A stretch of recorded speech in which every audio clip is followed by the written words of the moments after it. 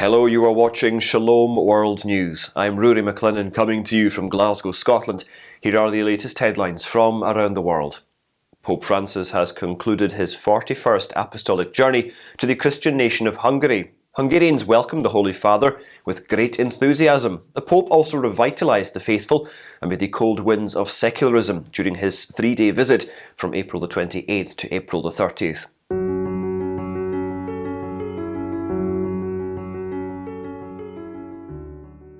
With the motto, Christ is our future, the Holy Father began his three-day visit to Hungary on Friday, April the 28th, when he arrived at the capital city, Budapest. The head of the Vatican City State was accorded a warm welcome at the Sandor Palace, where he held talks with President Katalin Novak and Prime Minister Viktor Orban.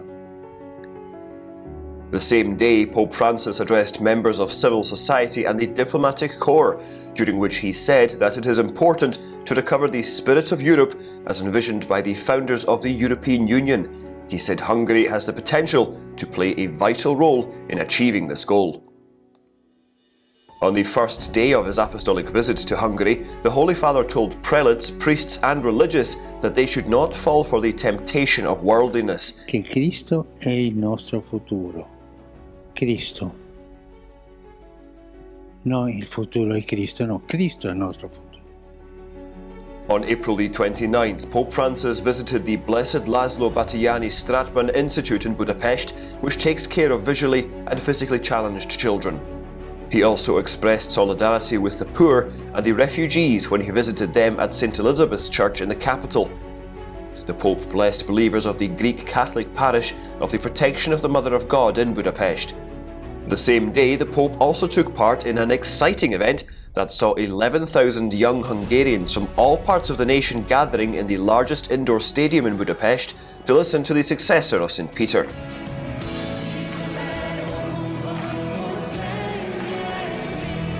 On April the 30th, the third day of his apostolic visit, Pope Francis presided over Holy Mass at Kossuth Lajos Square in Budapest. It was attended by thousands of believers from all over Hungary. During the Regina Caeli after Holy Mass, Pope Francis entrusted the country to the Holy Virgin, who is venerated under the title the Great Lady of Hungary. The final event on the last day of the Holy Father's visit to Hungary was the interaction with those from the culture and academic spheres at the Pázmány Péter Catholic University. While addressing academics and those from the cultural sphere, the Pontiff expressed grave concern over technology taking over the future and threatening the existence of mankind.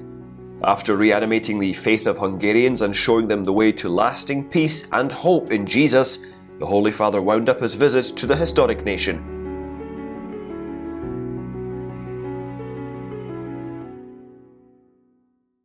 Pope Francis spoke to reporters about a range of issues during his traditional press conference aboard his return flight to Rome from Budapest. He discussed his time in Hungary and the Holy See's efforts to facilitate the return of Ukrainian children taken to Russia since Russia's invasion of the country. When asked about helping to bring back Ukrainian children forcibly taken, he said that the Holy See will do everything humanly possible to get the children back home to Ukraine.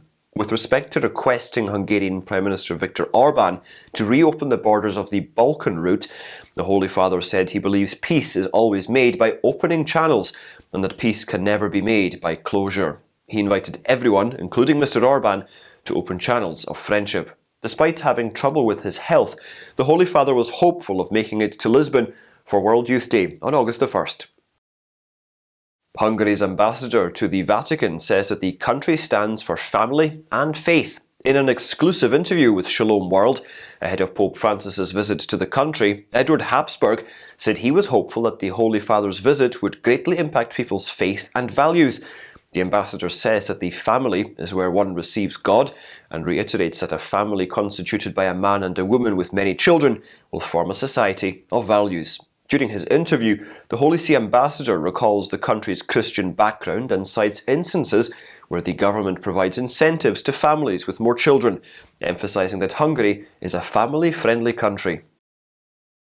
While addressing academics and scientists at the Pázmány Péter Catholic University in Budapest, Pope Francis warned about the dangers of the dominance of technology, including the risks it poses to the human environment and cultural values. Tech leaders, including Elon Musk and Sundar Pichai, have recently raised their concerns over artificial intelligence. A letter was co-signed by Mr. Musk and others demanding a pause in artificial intelligence research. Separately, European Union lawmakers are seeking strategies to control the uncurbed growth of AI. The Sudanese army and rival paramilitary group, the Rapid Support Forces, say they intend to prolong a humanitarian ceasefire for a further 72 hours. The decision was made in response to international pressure to permit the safe passage of assistance and civilians, but the tenuous ceasefire has not yet ended the fighting.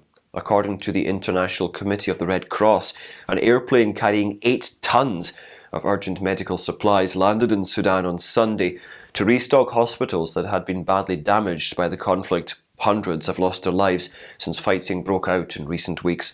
The National Doctors Group says more than 2/3 of hospitals are out of use due to a lack of medical supplies, healthcare professionals, water and electricity. The nation's army and the paramilitary group started fighting on April the 15th. The conflict now threatens to plunge Sudan into a civil war. Although the agreement has reduced the intensity of the fighting in some areas, violence is still forcing civilians to flee. Catholic bishops of the United States have hailed the US Senate's decision to block measures to enshrine an equal rights amendment in the Constitution. Bishop Michael Burbidge of Arlington, who chairs the US Conference of Catholic Bishops' Committee on Pro-Life Activities, said the so-called Equal Rights Amendment will abolish even the most minimal safeguards for the life of unborn children and mothers. It will establish a broad new national right to abortion at any stage. The prelate hopes that Congress will now focus on laws to help women and children. He says that the Catholic faith teaches that women and men are created with equal dignity and that this must be reflected in law. A Catholic advocacy group is suing the Federal Bureau of Investigation and the Department of Justice after the two organisations ignored their request for documents related to investigations against people who were deemed to be radical traditionalist Catholics. Catholic Vote and the non-profit group Judicial Watch lodged a case against the DOJ and the FBI in the US District Court for the District of Columbia on Thursday. The complaint was filed a month and a half after the plaintiffs requested records under the Freedom of Information Act from federal agencies on all communications between employees that contained certain phrases associated with the Catholic Church. With violence and insecurity prevalent throughout the country, the Ecuadorian Episcopal Conference is calling on the faithful to contribute to acts of peace and reconciliation. The country's Bishops' Conference is urging the faithful to celebrate the Pentecost vigil on the 27th of May. The South American nation has seen an increase in gang-related murders and violence in recent years. US Supreme Court Justice Samuel Alito claims to have an idea of who is behind the release of a Supreme Court opinions draft last year, speculating that it was someone opposed to overturning Roe v. Wade, that being the decision that guaranteed abortion rights in all 50 states. In an interview that was published on Friday in the Wall Street Journal's editorial section, Alito disputed the theory that one of the conservative justices who made up the majority of the panel leaked the draft. Justice Alito referred to the speculation as infuriating.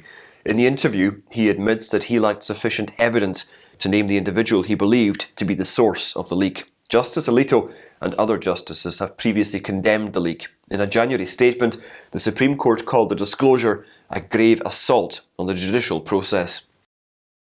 Young Catholics will make a 140-kilometre pilgrimage on foot in Portugal from July the 27th to the 31st, ahead of World Youth Day. They will walk from Fatima to the capital city, Lisbon. The initiative is being promoted by the Shrine of Fatima and the national body of listeners with the motto, "Mary got up and left in a hurry." World Youth Day will take place from the 1st to the 6th of August in Lisbon. The pilgrimage is entitled Walk with Mary. During the journey, the young people will carry the image of Our Lady of Fatima. The last leg of the pilgrimage will be by sea, and additionally, a vigil is planned in the presence of the image, with this being open to the community every night. The US state of North Dakota is advancing a bill to the governor that will allow public school teachers and employees of government entities to ignore the preferred pronouns of students. The state Senate passed the legislation 2 days after the bill was cleared in the State House of Representatives. It was approved by a veto-proof majority in both chambers, which means that it may become law without the consent of Governor Doug Burgum. The bill would also permit government workers to disregard the pronouns used by their so-called transgender co-workers. It would also forbid gender-confused students in public schools from using the bathrooms of their choice unless they have permission from a parent or legal guardian. Additionally, if a student identifies as transgender, the teacher must inform the student's parent or legal guardian.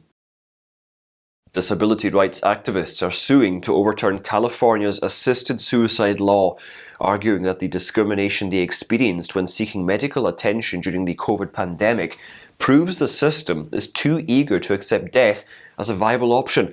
The End-of-Life Option Act is the target of a lawsuit brought against state officials and agencies that claims disabled people are more likely to be pressured into committing assisted suicide. The 7-year-old California law allows terminally ill people to choose to acquire lethal medication to terminate their life. According to the lawsuit, people with disabilities are frequently denied necessary medical care, and as a result, they may be coerced into considering assisted suicide as a solution.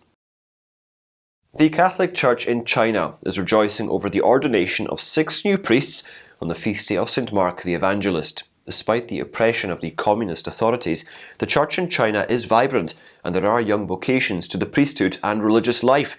The solemn priestly ordination was attended by priests and hundreds of lay faithful in different provinces across the country. And those are your latest headlines. Do join us again tomorrow for more, and do remember, you can always visit swnews.org for more updates. Shalom.